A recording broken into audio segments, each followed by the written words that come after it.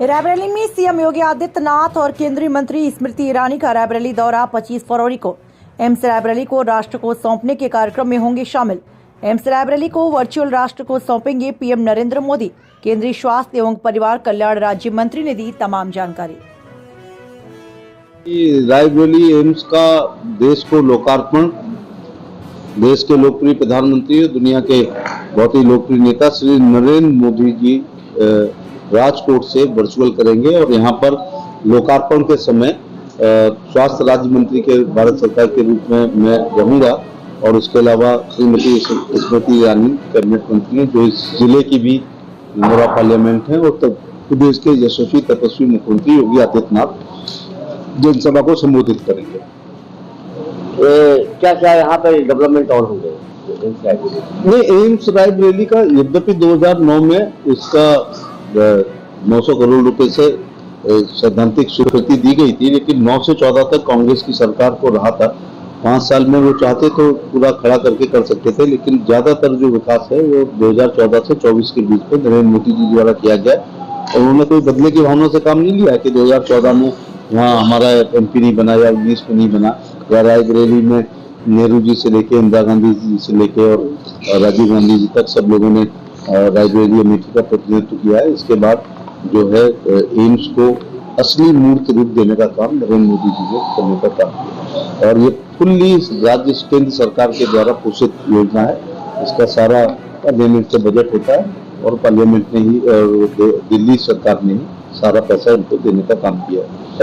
MBBS की 100 सीटें भी यहाँ हो रही हैं और स्पेशलाइजेशन में मुख्य रूप से मैं जो देख रहा हूँ कि 610 बिस्तरों वाला अस्पताल है, 100 सीटें एमबीबीएस में, 30 बिस्तर आईसीयू के शामिल हैं, इमरजेंसी ट्रॉमा है, cardiology, cardiotherapy, thoracic surgery, neurology, neuro surgery, paediatric surgery और यूरोलॉजी के क्षेत्र में यहाँ प्रमुख विशेषताएं हैं। रायबरेली में कोई बड़ा कार्यक्रम लगने जा रहा है अभी हाल ही?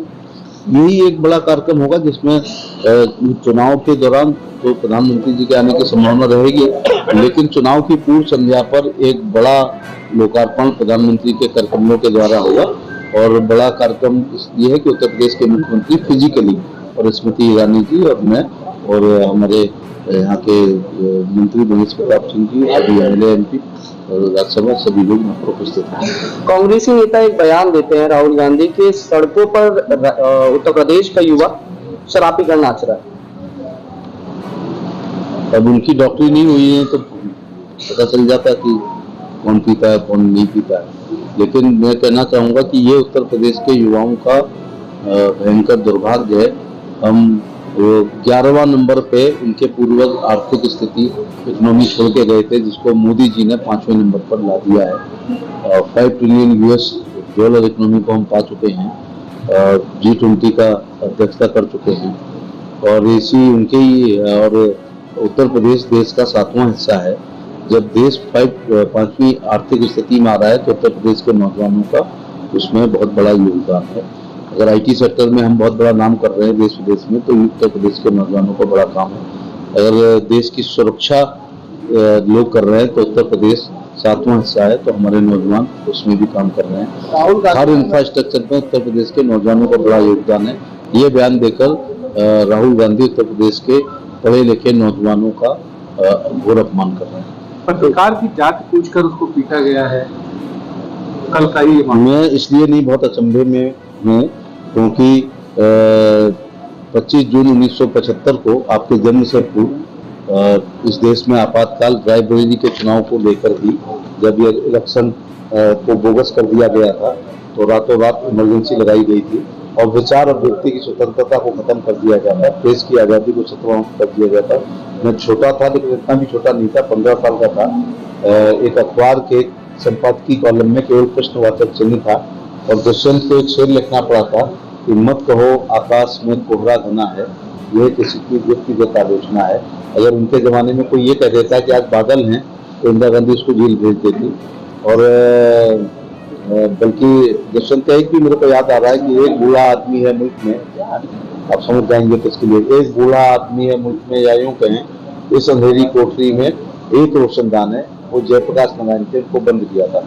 पत्रकार के साथ कांग्रेसियों की पिटाई चौथे खंबे का स्तंभ का डेमोक्रेसी का बहुत बड़ा अपमान है। जिस भाषा में वो पूछ रहे हैं कि वो तुम्हारा मालिक कौन है, उसका नाम बताओ, मैं उतना बोल नहीं पाऊंगा। और वो लहजा देखो आप कितना तल्ख है। और फिर जात पर आ जाते हैं कि वो ओबीसी है, एससी है, ये सब नहीं पूछना चाहिए। मोदी जी कहते हैं सबका साथ, सबका विकास, सबका विश्वास और सबका प्रयास, और वो पत्रकार के मालिक का नाम और उसकी जात पूछ रहे हैं। और ये फिजिकली जो उनके साथ मारपीट की गई है, मैं इसकी घोर निंदा करता हूँ। और ये कहीं न कहीं देश की आज़ादी को, विचार और व्यक्ति की स्वतंत्रता का हनन करने का काम कर रहे हैं, न्याय यात्रा निकाल रहे हैं। तो मैं तो इस न्याय यात्रा पर मुझे ऑब्जेक्शन है कि जब अगर नेहरू जी ने अपने 3-4 कार्यकाल में न्याय दे दिया होता, इंदिरा गांधी ने अपने 2-3 कार्यकाल जो भी रहे अपने न्याय दे दिया होता, राजीव गांधी ने अपने कार्यकाल में न्याय दे दिया होता, और मनमोहन सिंह और नरसिम्हा राव, जिसकी सरकार को यूपीए की चेयरपर्सन श्रीमती इंदिरा गांधी चलाती थी, राहुल गांधी तो मनमोहन सिंह के डीसीएम को फाड़ देते थे। अगर उन्होंने न्याय दे दिया होता तो आज उनको न्याय यात्रा क्यों निकालना।